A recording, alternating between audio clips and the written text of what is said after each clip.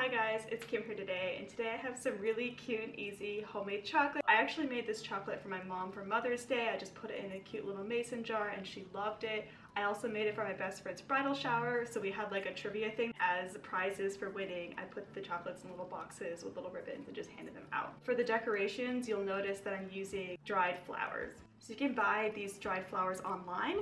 They tend to be pretty expensive if you just buy them separately. So what I did is I actually kind of Googled around on Etsy and on different websites like Amazon to find the cheapest deal. Basically what I found, it's kind of weird, this website that makes chicken coop products, which I know is random. I typed in something like edible dried flowers and it showed up.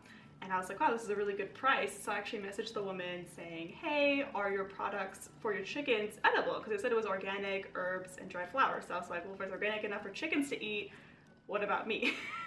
And she said that they're totally edible. I bought the whole mix, so it is like an extra step that you have to actually pick out the herbs and the other products from the edible flowers in the mix.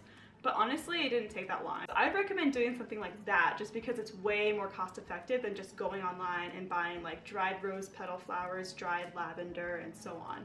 So this mix has a lot of pretty colors and I thought it was a lot easier and cheaper that way.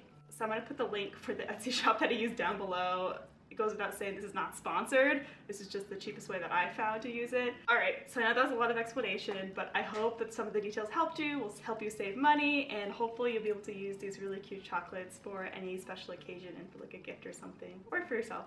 All right, let's get into it. So the main decoration for this chocolate is of course the flowers. So if you already have flowers that are sorted out, go ahead and skip this step. But since I wanted to save money and get flowers that weren't quite sorted out, I got this herbal mix and I basically sorted the flowers myself. So I went in there and specifically took out the rose petals, the lavender, basically the colors that I liked and the flavors that I wanted. Once the flowers are sorted, you want to melt 2 cups of chocolate of your choice. So first I want to start with white. So you want to melt it in about 15-second intervals at a time and stir it in between each microwave interval until it becomes smooth and creamy like this. You don't want to over microwave it because it's going to get really dry. So pour the chocolate into a baking pan lined with some wax paper and just slowly put it in there and smooth it around until it gets into the shape that you want. The shape of the baking pan can be circular, it can be square, it doesn't really matter what it is as long as you like the shape for yourself. And then you want to go in there and put in some dye. So for me, I wanted more of a pinkish chocolate, so I just put in some red dye and put in little dots. You can also use some cookie icing as a substitute if you don't have dye. So just remember to put in the color little by little. If you put in too much, you can't really take that action back. So just go little by little until it's the color that you think you like. So go ahead and mix it up until it's the color you want, and then sprinkle on your toppings before the chocolate gets dry. So you want to sprinkle on the flowers that you want, and then I'm putting some sugar pearls on there just because I like the look of that.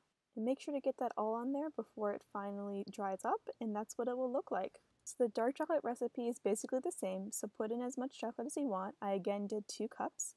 Microwave it in 15-second intervals, and then pour it into your baking pan with wax paper. Again, sprinkle on the flowers that you want and the design you want, and then get in there with the pearls if you like other decorations like that. Once you're done decorating, you want to pop the chocolates in there for about 3 hours until they're completely hardened. And I actually suggest doing it overnight just because it's a little harder that way. Then you want to peel off the chocolates from the wax paper very carefully, and then you want to actually start cutting it like chocolate bark. So just get in there with a knife and then very carefully and gently cut it into the geometric pieces that you like. And that is your gorgeous flower chocolate bark.